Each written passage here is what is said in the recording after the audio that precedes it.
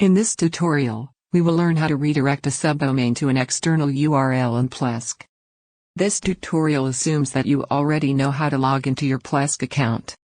In the Websites and Domains interface of your Plesk account, there is a list of all the domains. Click on the hosting settings icon, provided in the same row of the subdomain you wish to redirect.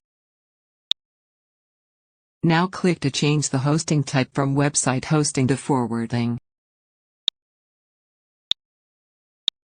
We need to give a destination address. Enter the external URL of the website where you wish to redirect your subdomain. There are 3 different options of forwarding types. Each option is provided with a small 2-line explanation just below them.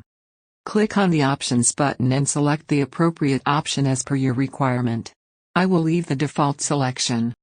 Now settings look ready to be applied. Let's click on the Apply button. It shows a warning message that I will lose the data of the website. You are recommended to create a backup of the domain. In my case, I don't need the data anymore. Let's click on the Yes button. Success! The selected subdomain has been redirected to the destination address we provided. This is the end of the tutorial. Thank you for watching.